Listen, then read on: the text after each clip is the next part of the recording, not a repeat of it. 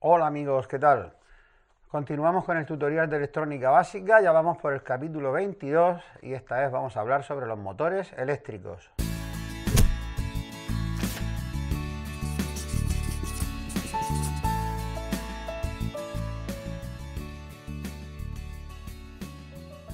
Bueno, un motor eléctrico es una máquina que convierte la energía eléctrica en movimiento, en energía mecánica, y para eso se sirve de bobinas. Ya sabemos que cuando a una bobina se le comunica una corriente eléctrica se convierte como en un imán. De hecho es lo mismo que un imán, atrae o repele a otra bobina o a otro imán, y ahí está la base del motor eléctrico, en la fuerza electromagnética. La mayoría de los motores dan ese movimiento en forma de giro, en forma de rotación, como veis aquí, con su eje, rotación, aunque también los hay, menos frecuentes, los hay longitudinales. Esto es un electroimán, pero realmente es un motor, porque convierte, un motor eléctrico, convierte la energía eléctrica en mecánica. ¿Veis? Este es el recorrido que tiene, los hay con más recorrido.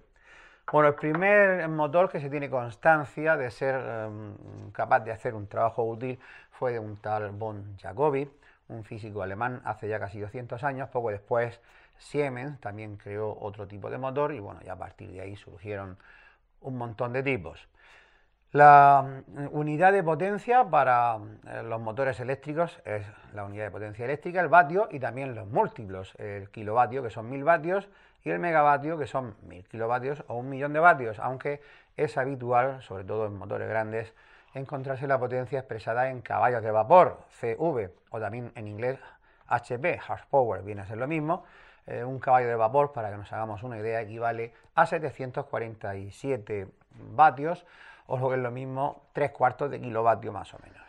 Bueno, no me voy a enrollar mucho con la teoría, pero al menos tenemos que ver el rudimento de por qué funciona un motor eléctrico. Aquí tenemos un diseño súper básico, consta de dos imanes, que son el estator, es decir, la parte fija que no se mueve, y esto sería el rotor, lo que se mueve es otro imán, y gira en este punto, sería una cosa así como esta. Bueno, pues tal y como está ahora mismo esto, las dos caras norte enfrentadas y las dos sur, lo suyo, si esto lo dejamos suelto, es que haga así.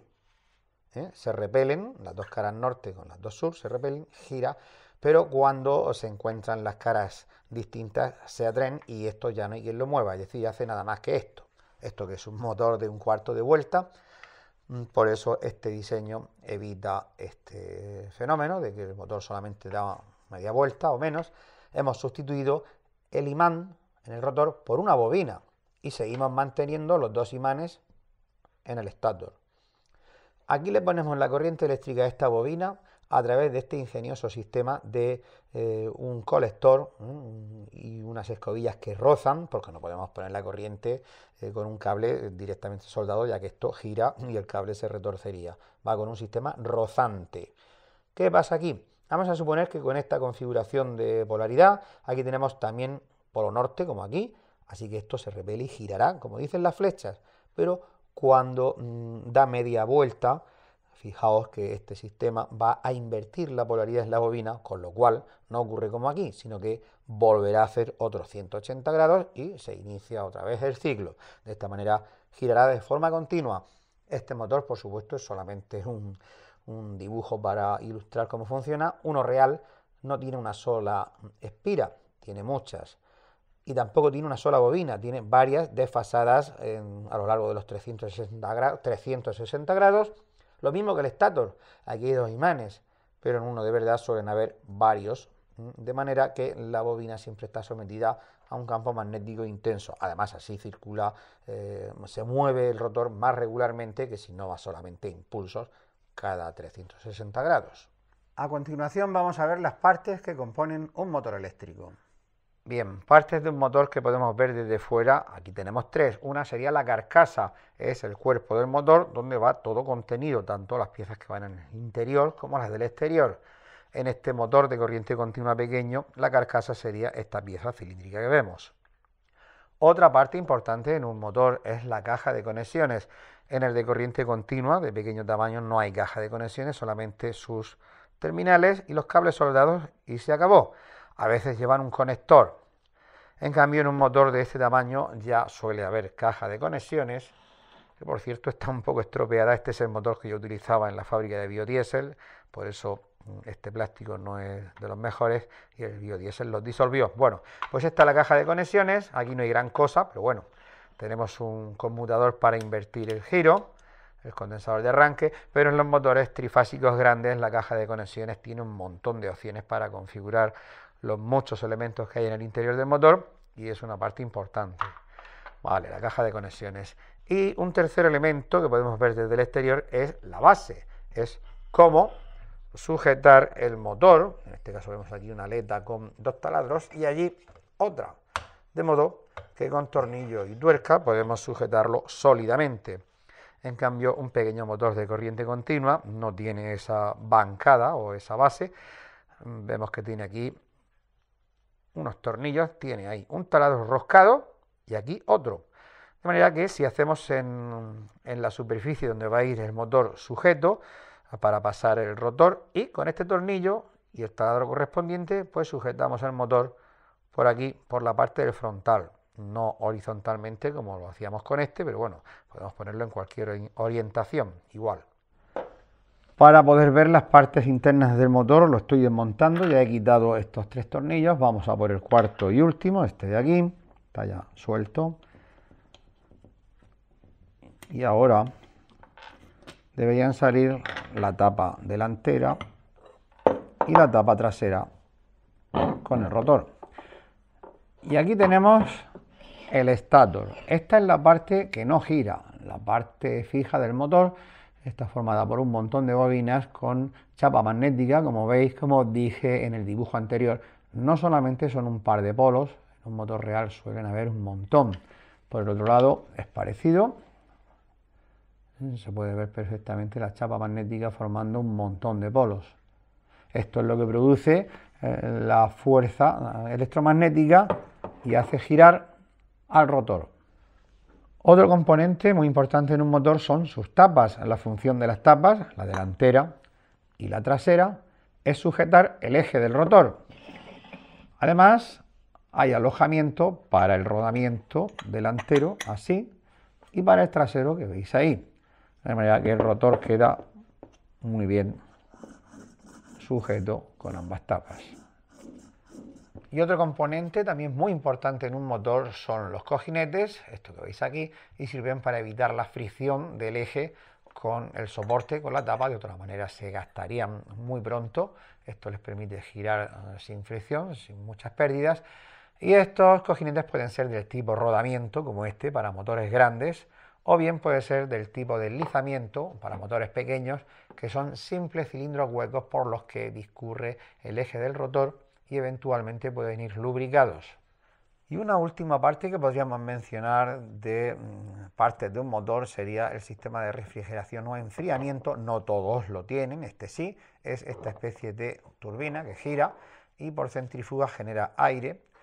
Esta pieza, que por cierto tiene la función de proteger esta pieza móvil contra enganches a personas, pero también sirve para canalizar el aire hacia adelante.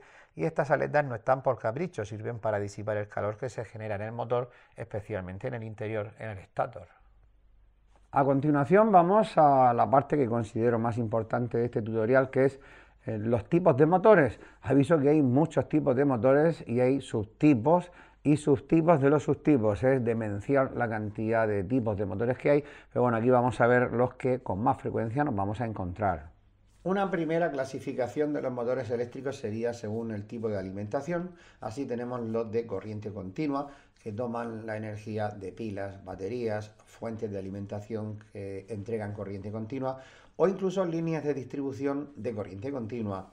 Normalmente cuando se habla de un motor de corriente continua se asume que es de pequeña potencia y así suele ser. Pero ojo, porque también hay motores de corriente continua de muchos kilovatios que de hecho han motorizado trenes y tranvías. Bueno, motores de corriente continua los podemos subdividir en dos tipos a su vez. Y eso es según el estator. Tenemos motores de corriente continua con estator basado en imanes permanentes. Suelen ser pequeños de este tipo, los que nos vamos a encontrar los que nos dedicamos a la electrónica de consumo, electrónica doméstica. Son pequeños, algo más grandes, pero bueno, no suelen ser mucho más grandes que esto.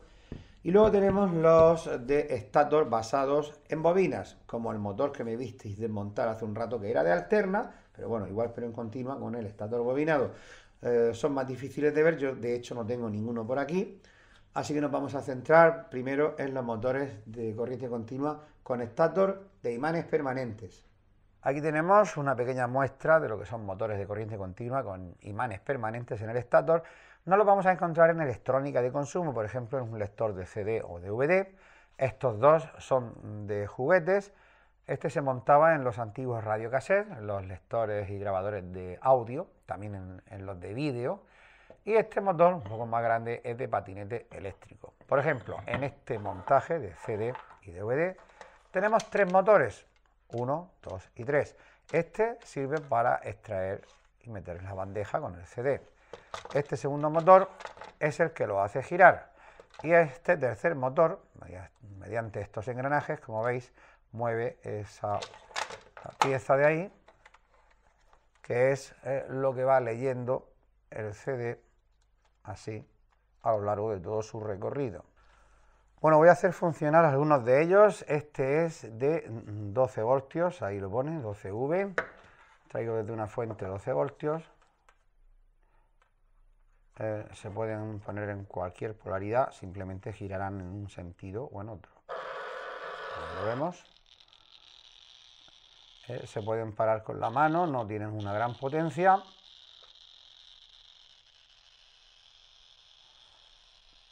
Este es un poco más potente.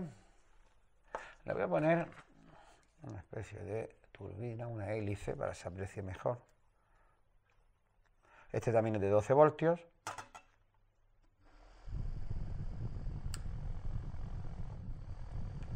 Ahora mismo va a 12 voltios y le ponemos un poco más de tensión. Sube bastante de vueltas. Y también tenemos este de patinete, pero va a 24 voltios. Este ya tiene bastante más fuerza. Lo ponemos a 24. Esta es su velocidad normal. Dos cosas sobre estos motores. Se puede invertir el giro simplemente invirtiendo la polaridad. Vamos a ver, con esta polaridad gira a derecha, como el reloj. Si ahora invertimos la polaridad, girará a izquierdas. Y otra cosa, estos motores son capaces de ser reversibles, es decir, si en vez de comunicarle electricidad le comunicamos movimiento, nos devuelve electricidad, es decir, son como generadores.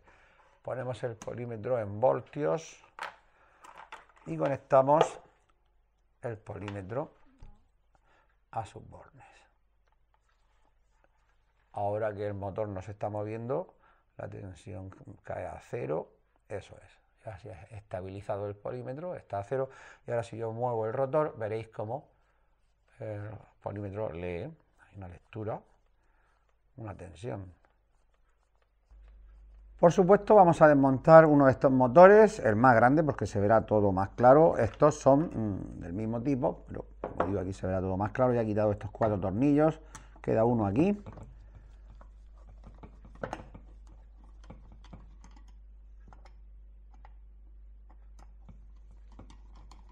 Vale, vamos a ver lo que nos encontramos aquí. Quitamos un plato, quitamos el otro.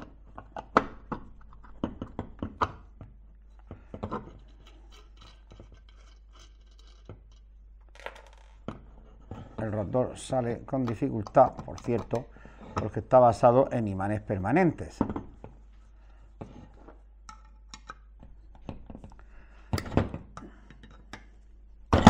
Ahora, bueno, sacamos el rotor. Fijaos el esfuerzo que hay que hacer para sacar esto de aquí, y eso que es un imán de ferrita. Si fuera de neodimio, pues no vea. Bueno, tenemos de momento el estator, que ya comenté que eran imanes permanentes. Ahí se ven los 4, 1, 2, 3 y 4. Aquí no hay bobinas, son solamente imanes. Si, como digo, si fueran de neodimio, este motor quizás tuviese 5 veces más potencia, pero no habría quien sacara el rotor de aquí. Bueno, tenemos el rotor también, que es con bobinas, no es como el que vimos en el motor de alterna, que era de inducción. Este tiene bobinas. ¿Y cómo se le comunica la corriente a esas bobinas? Pues con este anillo de chapas que veis que son separadas, cada dos corresponden a una bobina. No las he contado, pero debe haber al menos 20 de ellas. ¿Y cómo se comunica la corriente a este colector? Pues por medio de las escobillas, que son estas piezas que veis de aquí de carbón. Esto va rozando sobre este anillo y le comunica la electricidad. Este carbón se desgasta con el tiempo, por eso estos motores tienen mantenimiento y esto es bastante arduo, el sustituir estas piezas y luego cerrar el motor. Por eso se aprecian tanto los motores sin escobillas, los motores brushless. Bueno, aquí no hay mucho más que ver. Vamos a cerrarlo y ahora veréis el problema. Como digo, estas escobillas tienen que rozar aquí, pero están todas fuera.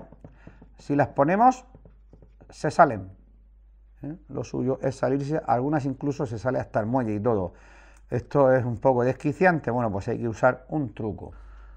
Bueno, pues estas escobillas que se salen de su sitio, incluso el muelle, vamos a hacer un truco. Vamos a ponerlas en su sitio, pero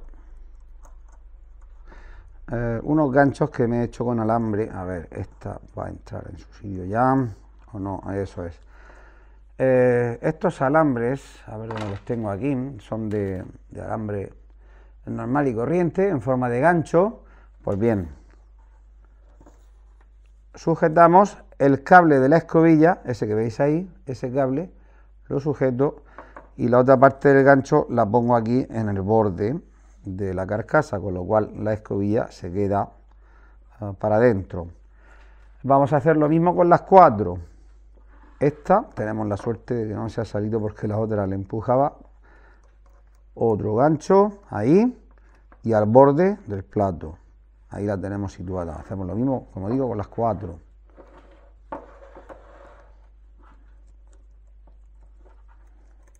Esta también, la ponemos en su sitio.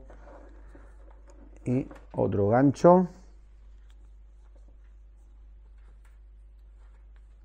Otro gancho y al borde del plato. Se van quedando dentro. Y queda esta de aquí y otro gancho. Es que si no se hace esto es imposible cerrar el motor. Vale, ya las tenemos todas retraídas. Esta no, esta hay que traérsela más para acá. Ahora, bueno, ahora no debemos poner el rotor porque al introducir todo este conjunto en el estator, los imanes nos tiran así del rotor y lo sacan de aquí. Así que primero hay que poner el rotor en su estator para evitar ese tirón. Pues eso, ponemos el rotor en su sitio, en el estator, veréis el tirón que pega. No se puede poner el plato de las escobillas. Ahora sí podemos ponerlo. Esto da igual la posición, no tiene polaridad. Eso sí, tenemos que tener en cuenta los agujeros para luego poner los tornillos. Vale, está todo en su sitio. Y por el espacio que queda, que no es mucho, es lo justo, con unas pinzas sacaremos esos ganchos.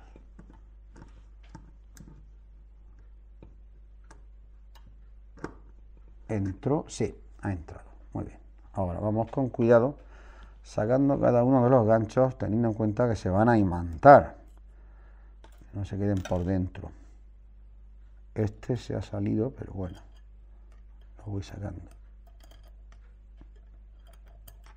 Otro, el segundo, el tercero está aquí abajo.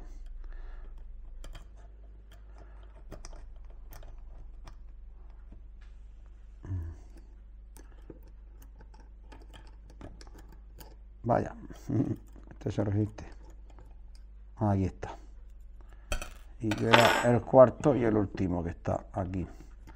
Lo que tenemos que evitar es que se salgan las escobillas de su sitio. Ya veis lo arduo que es solamente tapar y destapar un motor de estos. Las escobillas cambiarlas, pues todavía más trabajo. Vale. Y ahora tenemos que poner el plato delantero. Y ahora tenemos que buscar que la posición de los tornillos coincida aquí delante. Bueno, vamos a ver si ha aguantado este motor la manipulación, pero sobre todo lo que quiero es mostraros un fenómeno indeseable en algunos tipos de motores, y es que cuando arrancan pueden llegar a consumir hasta 8 veces su potencia nominal.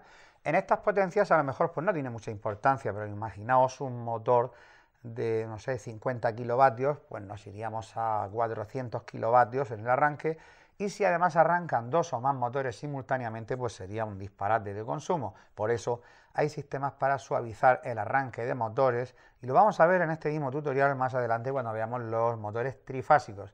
Ahora vamos a ver cómo este se comporta. Ponemos la fuente, ya sabéis que esta es casera, va bastante bien. Vamos a poner a 24 voltios, que es lo que consume este motor, su voltaje, y también podemos limitar la intensidad de cortocircuito y ponerla que nosotros queramos, desde prácticamente nada hasta el tope. Lo vamos a dejar así a tope, a 4 amperios. Vale. Antes de conectar, os quiero avisar de este diodo, que no es nada raro, está conectado en paralelo con el motor. ¿Por qué? Porque si yo conecto la fuente, la conecto directamente al motor, el pulso que me devuelven las bobinas del rotor me pueden romper la fuente, y de hecho me la rompieron ayer. Este vídeo se ha retrasado un día por culpa de una avería en la fuente. Haré tuto breve sobre el asunto, porque reparar esta fuente también tiene su historia. Bueno, pues esa es la función del diodo, que en vez de absorber el pulso de fuerza contra el electromotriz, en vez de absorberlo en la fuente, lo absorbe el propio diodo. Yo voy a conectar el negativo aquí y el positivo aquí, de modo que este diodo es como si no estuviese. Apago la fuente y ahora cuando encienda veréis cómo el consumo se va a tope, y a medida que el motor va tomando sus revoluciones el consumo va bajando. Ese es el fenómeno al que yo me refería. Enciendo a tope, va bajando y se estabilizan prácticamente 1 amperio, que es lo que consume este motor en vacío. Otro tipo de motores de corriente continua son los que tienen el estátor basado en bobinas, no en imanes permanentes como hemos visto hasta ahora. Estos motores son más versátiles, ya que mientras que un imán, la fuerza que tiene es la que tiene y no hay más, una bobina se puede energizar con más o menos corriente, se puede incluso invertir el sentido de la corriente, es decir, son más versátiles, más manejables. Además pueden ser más potentes porque se pueden hacer bobinas muy grandes recorridas por una gran intensidad. Por eso se han utilizado en automoción, por ejemplo, para mover trenes, tranvías, me imagino que también vehículos, coches, aunque actualmente están siendo desplazados estos motores por el tipo brushless, más sencillo, con menos mantenimiento, con buenas prestaciones, pero bueno, se han utilizado porque son aplicaciones de corriente continua, ambos, el brushless y este que estamos viendo de estator con bobinas. En un vehículo lo que se tiene es corriente continua de baterías. Sí se podía transformar a alterna, pero ¿para qué esa transformación que supone pérdidas? Lo más normal es trabajar sin transformaciones, directamente con corriente continua. Bueno, este motor es un poco especial, como ya os dije. Yo por aquí no tengo ninguno para mostrar, de hecho no me suena haber tenido nunca ninguno en las manos, lo que demuestra lo especiales que son. Así que me conformo con, a continuación, en menos de un minuto, ver las 3 principales formas de conectarlos, y enseguida pasamos a los motores de corriente alterna. Y estas son las 3 configuraciones posibles que tenemos para un motor de este tipo de estator bobinado. Hay 2 bobinas pues, una en el estator, que es esta parte del dibujo, y una en el rotor. En serie, pues nada, muy sencillo, ambas bobinas son recorridas en serie, esta es la alimentación, positivo y negativo. Este tipo de configuración, aparte de ser el más frecuente, es el que proporciona un mayor par de arranque, pero una vez que ha arrancado la carga, es decir, lo que frena el motor, lo frena más, no tienen tanta fuerza para mantener un esfuerzo, y además en vacío tienden a embalarse. Este otro montaje es en paralelo, como vemos, el rotor, la bobina del rotor y la bobina del estator, pues están en paralelo. Este motor no tiene un arranque tan brillante como este, pero a cambio su marcha es más estable, no es tan frenado por la carga como el serie. Y este tercer modelo, esta tercera clase de conexión, tenemos el rotor y el estátor está dividido en dos bobinas, una va en paralelo y otra va en serie, por eso se le dice compuesto. Este motor pretende tener las ventajas de ambos, aunque lo consigue solamente a medias. Vamos ahora con los motores de corriente alterna. Aquí podemos empezar clasificándolos según el tipo de corriente que les vamos a aplicar. Tenemos dos tipos de corriente, la monofásica y la trifásica. No me preguntéis por la bifásica porque está en desuso totalmente, así que tenemos monofásicos y trifásicos. Los primeros son para aplicaciones de pequeña potencia, típicamente domésticos. Todos los motores que tenemos en casa son prácticamente monofásicos si son de alterna. Y en pequeños talleres también se pueden utilizar para máquinas herramientas, compresores, son monofásicos, pero ya si pasamos a potencias mayores, nos vamos a la industria, se utilizan siempre trifásicos, aunque también los hay trifásicos para pequeñas potencias porque son muy eficientes.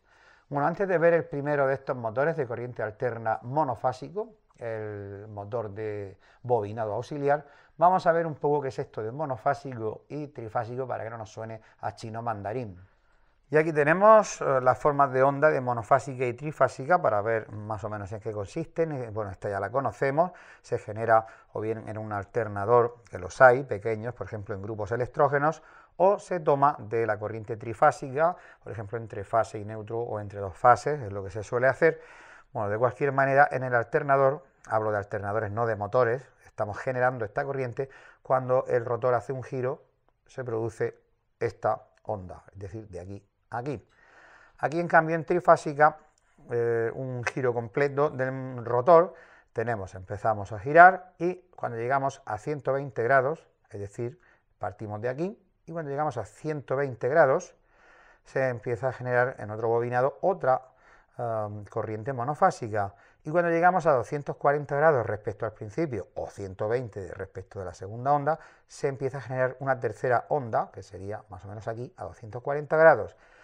Bien, cada una de estas tres corrientes circulan por su propio cable, no van mezcladas, por eso tenemos tres fases, cada una su onda, R, S, T, y el neutro, como en la monofásica. Vemos que en la monofásica pasamos muchas veces por cero, concretamente 50 veces por segundo o 60, según la frecuencia, mientras que aquí nunca llega a cero si no es una onda en la otra, siempre hay un valor mínimo que vemos que es bastante alto. Si además a eso le sumamos el hecho de que la corriente monofásica no se suele servir a más de 230 voltios, que no hay ningún problema técnico en servir a mayor voltaje, pero no me suena a mí. 230 es el máximo, mientras que es fácil encontrar instalaciones de trifásica a 400, 600, 800 voltios e incluso a mucha más tensión. Por eso este tipo de corriente es la que se usa para la industria y esta para uso doméstico. Bueno, como primer tipo de corriente alterna en monofásico tenemos los motores de bobinado auxiliar de arranque. Y es que los motores de corriente alterna monofásicos tienen todos el problema de que no son capaces de arrancar por sí solos. Los trifásicos sí, porque tienen tres fases y el campo giratorio en el interior induce al rotor a girar. En cambio aquí con dos polos nada más, con una fase que campo magnético giratorio vamos a crear ninguno, se queda estático el rotor, no arranca, por lo tanto el artificio aquí, por eso se llaman de bobinado auxiliar de arranque, es poner un segundo bobinado a 90 grados desplazado respecto del principal y eso hace que el motor empiece a girar. Una vez empieza a girar, ese bobinado auxiliar se desconecta unas veces con un interruptor centrífugo que lleva el propio motor, otras veces no es necesario ese interruptor centrífugo porque el condensador ya hace ese papel, condensador que por cierto sirve también para arrancarlo. De hecho, muchos motores de este tipo, por ejemplo en lavadoras, no todas las lavadoras llevan este tipo, pero muchas sí, el motor se niega a arrancar y no es que se haya roto el motor, el condensador que se seca, es decir, internamente pierde capacidad, si lo desconectamos, lo descargamos, hacemos las cosas con cuidado y lo medimos con un capacímetro, vemos que ha perdido capacidad, pues lo sustituimos y el motor empieza a funcionar. Estos motores también los vamos a encontrar en los compresores de las neveras, de los frigoríficos, en maquinaria de taller. Esto es una bomba de agua, en fin, son bastante utilizados. Otro tipo de motor, un tanto especial, de corriente monofásica alterna, es el motor de polos de sombra o polos sombreados, que son estas espiras más gruesas que veis aquí, y estas aquí separadas 180 grados son las que hacen que este motor arranque. Es especial porque, bueno, de momento vemos aquí un rotor de jaula de ardilla, por lo tanto no hay escobillas, este motor es sin mantenimiento y además yo creo que este es el motor más silencioso que hay. Sin embargo, el inconveniente es que no es muy eficiente y por eso solo se hace para pequeñas potencias, en donde el desperdicio es pequeño, como máximo 50 vatios, lo más normal es mucho menos. Bueno, aquí tenemos la entrada de corriente monofásica a la bobina, el núcleo magnético que induce al rotor. Este tipo de motor, ¿dónde se monta? Pues, por ejemplo, en tocadiscos, que ya no se usan, pero allí se montaba, en el interior de fotocopiadoras, ventiladores, pero no me refiero de PC, sino ventiladores para refrescarse. Y por supuesto, las bombas de evacuación del agua en las lavadoras son todas de este tipo. Aquí tenéis una, motor bastante más grande, pero es lo mismo. Aquí tenéis la bobina, se ve por ahí. Aquí el rotor en jaula de ardilla, su ventilador, y aquí lo que es la bomba de entrada y salida de agua. Vamos a ponerlo en marcha directamente con 220 voltios. Le voy a poner un ventilador para que se aprecie el movimiento. Y el sonido que vais a escuchar es el del ventilador. Después lo voy a quitar y veréis que no se oye nada. A ver, ponemos 220 voltios.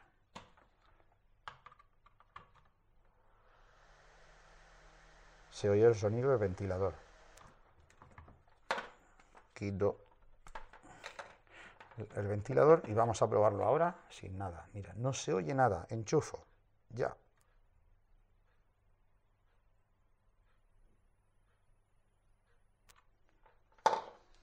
Y un tercer tipo de motores para corriente alterna monofásica serían los motores universales, por ejemplo, montados en taladradoras, batidoras, molinillos de café y en general electrodomésticos que necesitan una fuerza considerable, ya que estos motores comparados con los dos anteriores que hemos visto, a igualdad de volumen, tienen muchísima más fuerza.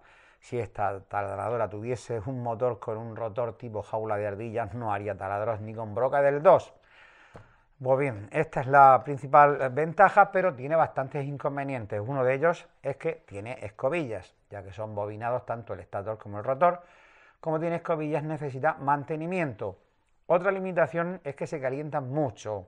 De hecho, en algunos de ellos en el manual viene no usar más de 5 minutos. Yo he hecho experimentos con batidoras y con molinillos de café, por ejemplo, para hacer jabón y para moler algunos productos respectivamente, y he tenido que parar o usar un segundo electrodoméstico de refresco porque se calientan un montón. Tercer inconveniente, son muy ruidosos, probablemente el motor más ruidoso sea el universal, que no se lo crea, que ponga una de estas a las 4 de la mañana a ver lo que dicen los vecinos. Y la cuarta desventaja es que producen interferencias, las escobillas producen un chisporroteo que se puede meter en equipos de audio. Bueno, vamos a destapar esta taladradora a ver cómo es por dentro. Vale, pues ya he quitado todos los tornillos, quitamos esta pieza y vemos la entrada de corriente. Aquí el estator, el bobinado del estator con sus chapas magnéticas y el rotor aquí dentro. Esto es el colector, lo que recibe la corriente de las escobillas, que son una aquí y otra aquí. Esto es el colector. Y bueno, aquí un juego de engranajes porque va desmultiplicado por cada vuelta que da el rotor. Esta pieza quizás dé un cuarto o un quinto de vuelta. Bueno, vamos a poner esto en marcha, primero a muy baja velocidad con un dimmer. No me atrevo con esto destapado, no vaya a ser que salte el motor. Con esto, la taladradora aquí, ya he visto que esto esté a mínimo, ¿sí? Esto ya está pulsado, así que se pone en marcha. Como veis, el funcionamiento de un motor universal. Si le doy más fuerza, pues más deprisa. ¿Veis, por cierto, las chispas en las escobillas? Ahora, esas son las chispas que se meten en los equipos cercanos. ¿Y por qué se le llaman universales a estos motores? Porque son capaces de funcionar tanto con corriente alterna, como acabáis de ver, como con corriente continua. De hecho, son los únicos capaces de hacer tal cosa. Tengo la fuente seleccionada a la máxima tensión, 30 voltios, e intensidad a tope, la que ella quiera consumir.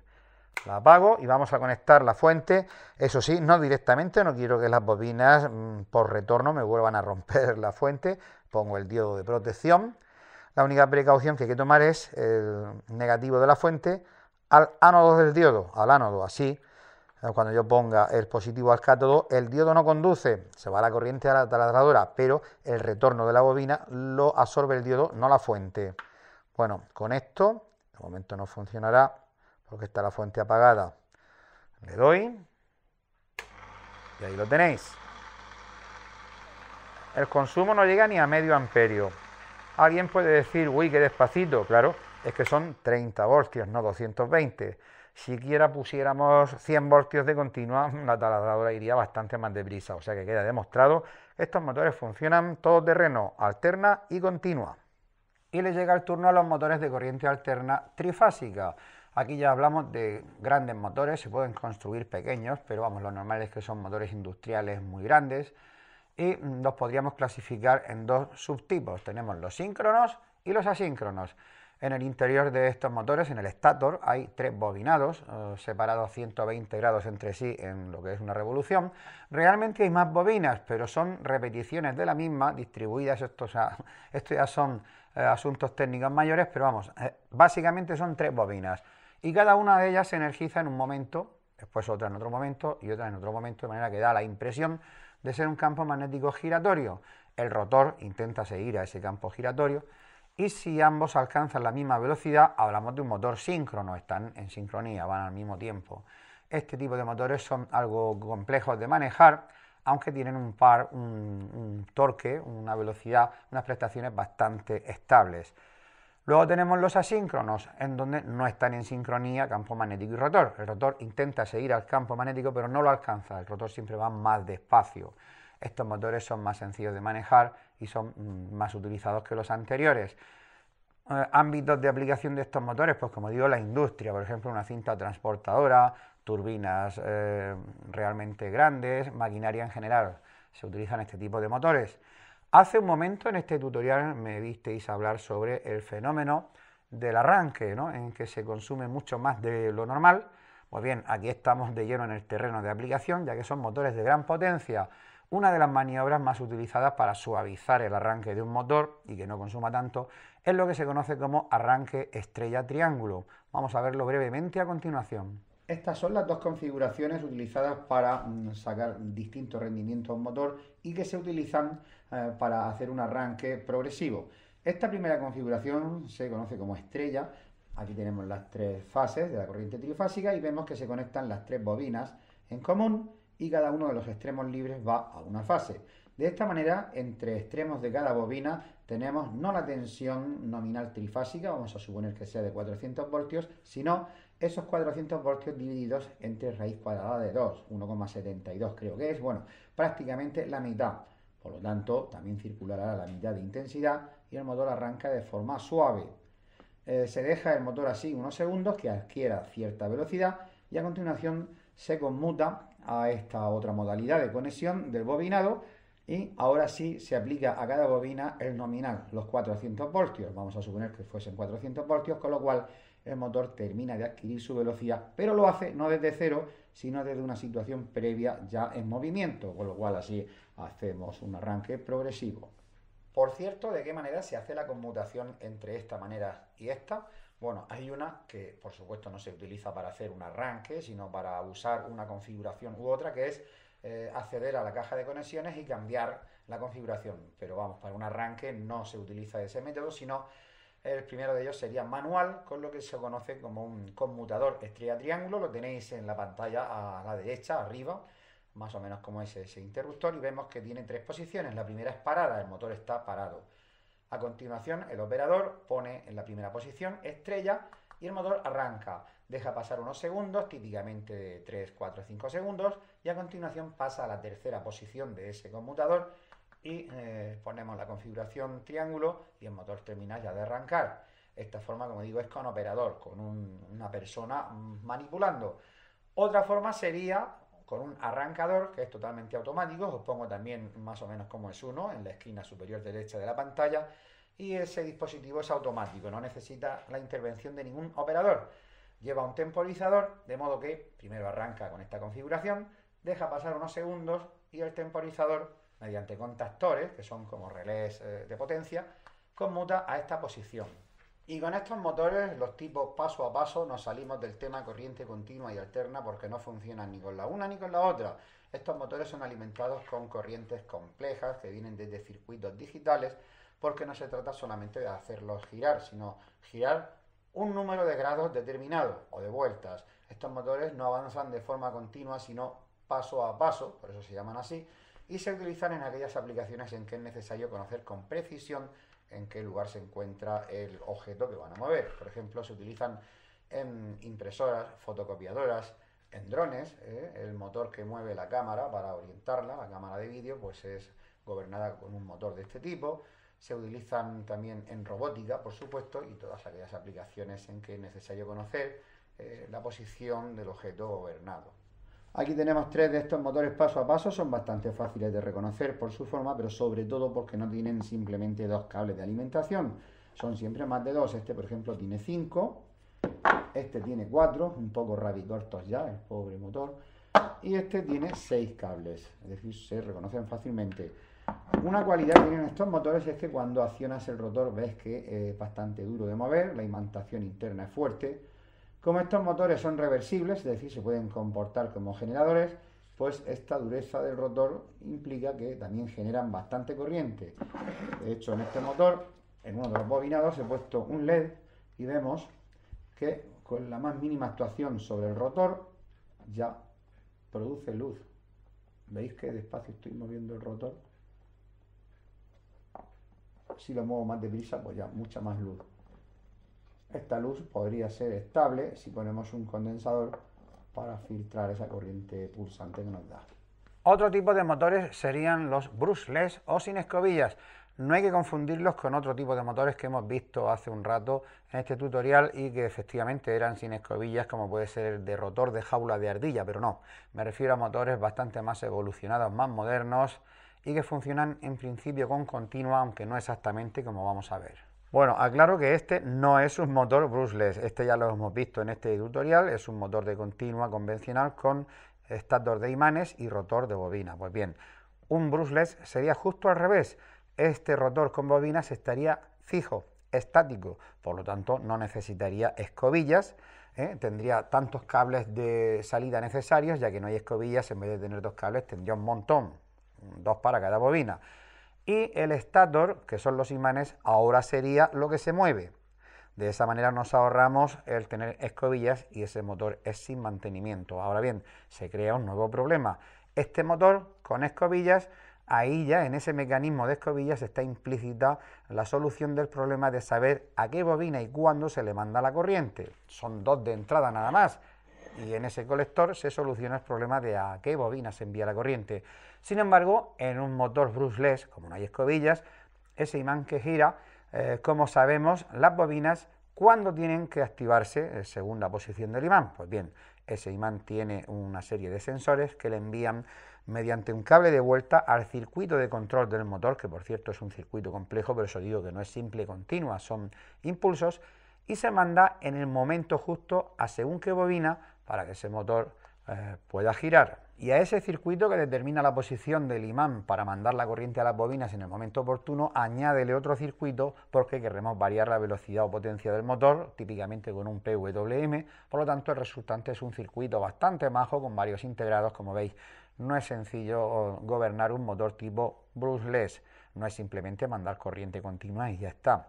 Vale, ¿y dónde se montan los motores brushless? Pues, por ejemplo, en la industria se utilizan, por supuesto.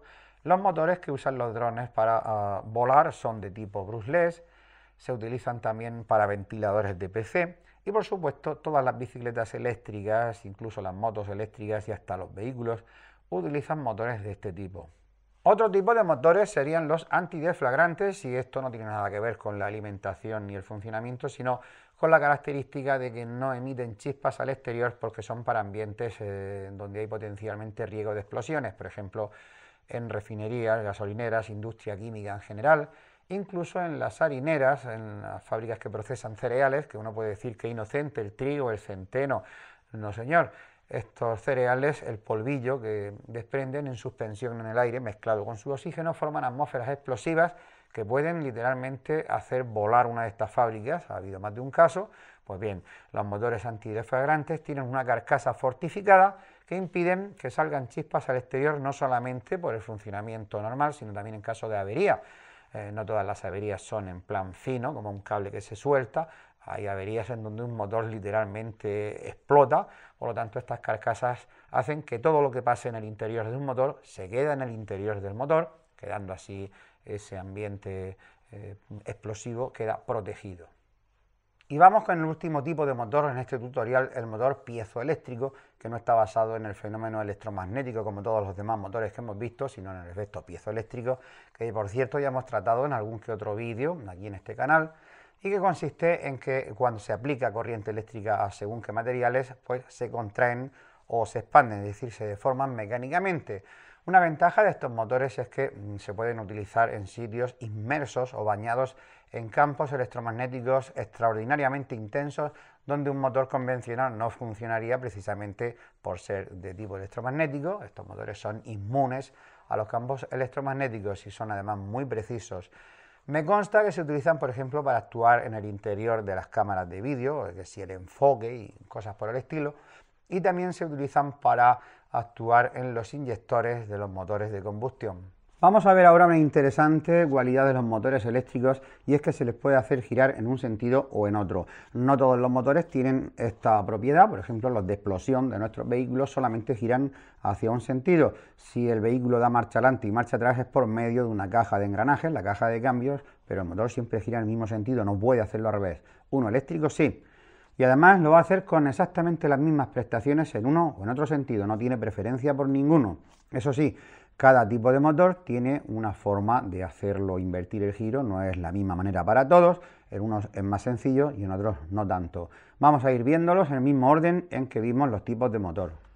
Empezamos con el motor de corriente continua con estator de imanes permanentes, el más fácil de encontrar, el más común y también es el más fácil de operar. Para cambiar el sentido de giro basta con invertir la polaridad de alimentación. Vamos a ponerla así como está y tenemos que gira, ¿veis? Bueno, vamos a ver, sí, en sentido contrario a las agujas del reloj. Vale, pues ahora invertimos estos cables, pongo aquí el negativo y ahora girará en el mismo sentido de las agujas del reloj. Ahí lo tenéis.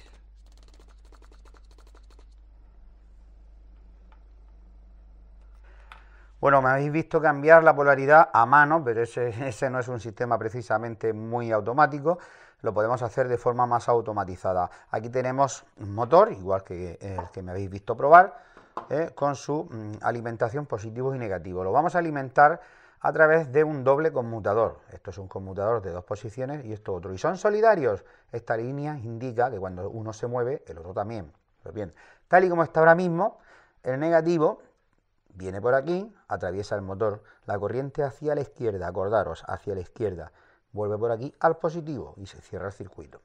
Cuando accionamos este conmutador y se va el contacto de cada uno de ellos a la derecha, ahora el negativo no va a poder hacerlo por aquí, que estará al aire, lo hará por aquí, que estará cerrado.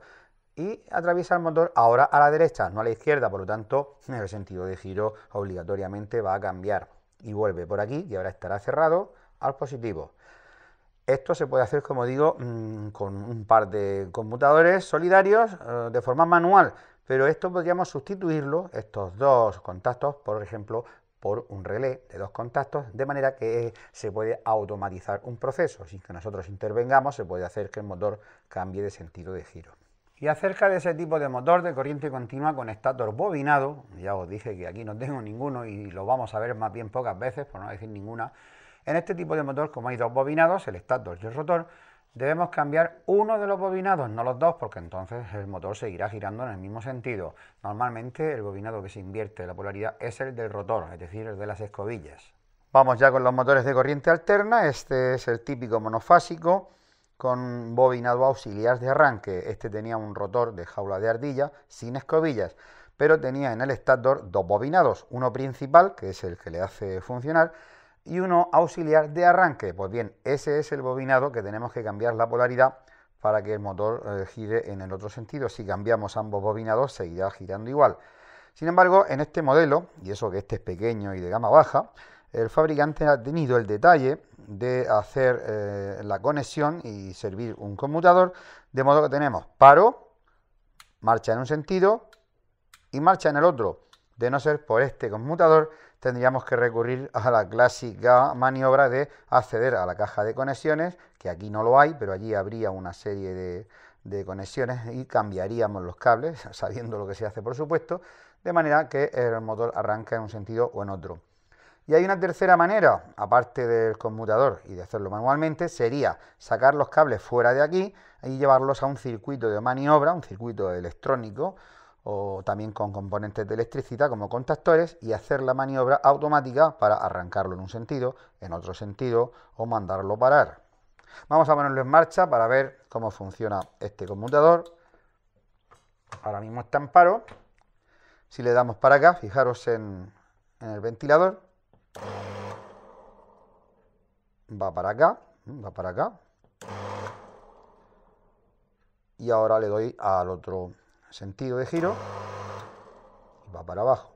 Y aquí tenemos el motor de espiras de sombra o espira de Frege. Esta es la oveja negra, porque no se puede hacer girar al revés, no al menos de forma práctica, sí teórica.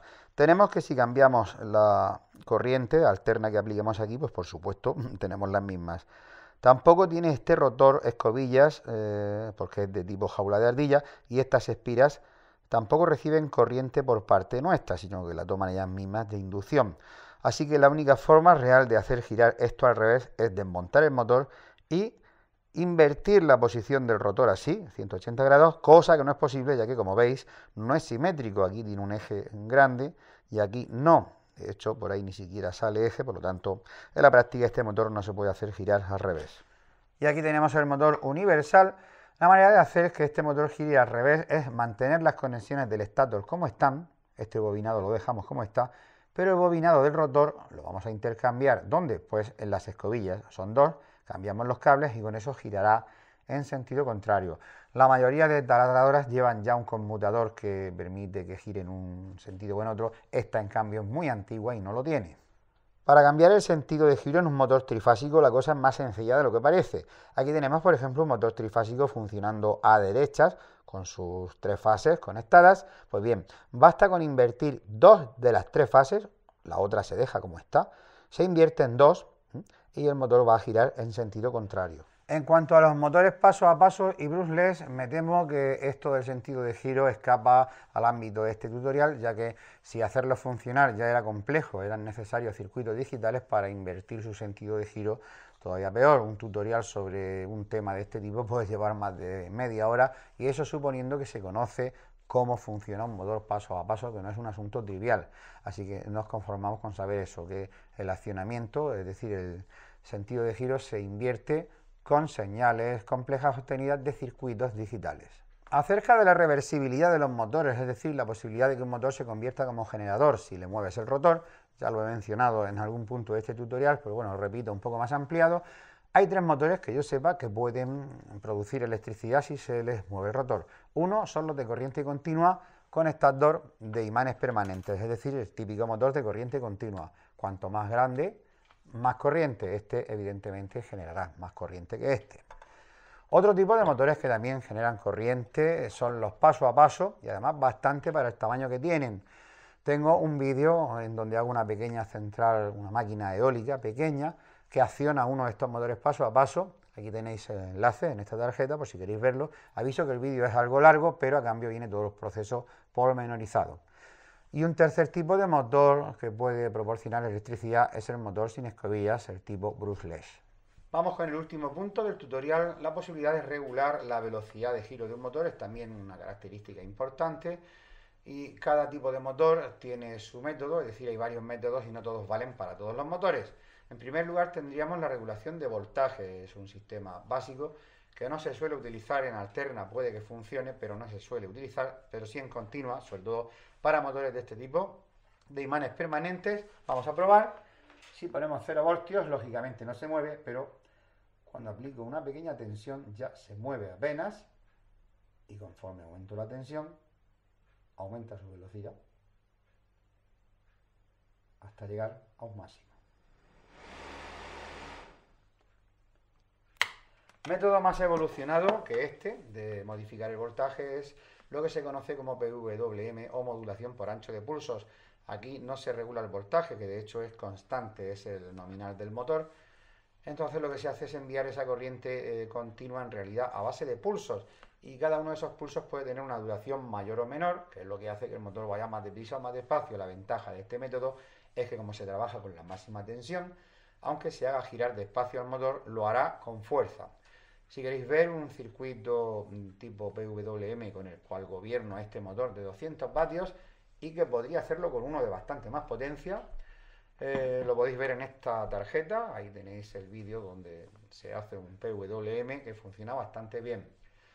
Otro método de variar la velocidad de motores, esta vez para alterna, para trifásicos, es la regulación de frecuencia. No se puede gobernar la velocidad de un motor trifásico de otra manera. Esto implica usar como, digamos, un inversor complejo, porque en realidad son 3 inversores en uno, hay que hacer 3 ondas senoidales, 3 fases, y además con la característica de variación de frecuencia, lo que deja claro que no se trata de un circuito sencillo.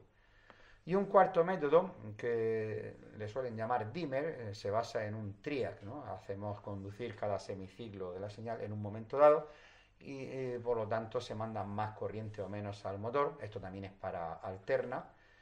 Y con este tipo de control yo he regulado la velocidad muy bien en motores de tipo bobinado auxiliar. Ahora vamos a probar los 3. El segundo tipo que funciona con el dimmer es el motor universal y también el motor de bolos en sombra. Vamos a probar los 3 motores con el dimmer.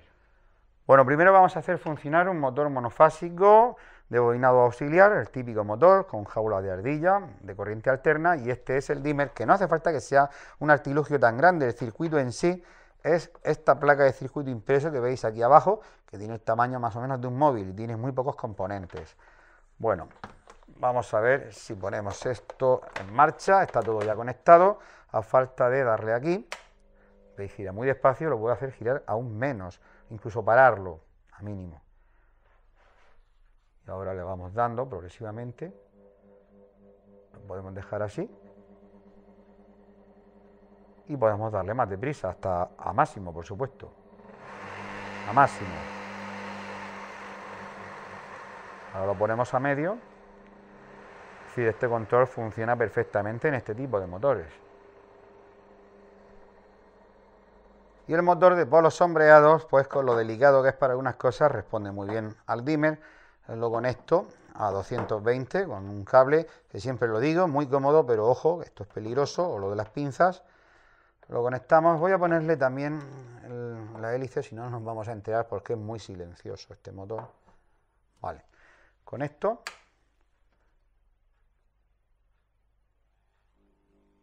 Y mirad que bien responde, a mínimo, apenas se mueve. Más deprisa. Un poco más. Más. A máximo. Es decir, no es que sea a saltos, permite la regulación continua, muy precisa.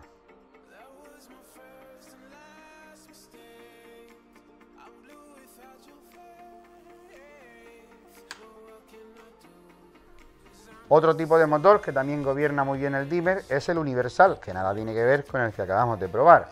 Vamos a conectarlo y le vamos dando al control. Velocidad mínima, empieza a sonar, apenas se mueve. Podemos ir graduando. Por ejemplo, lo dejamos así despacio, más deprisa, o a máximo.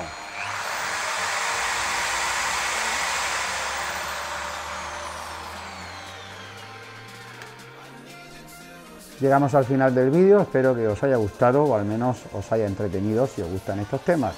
Nos vemos.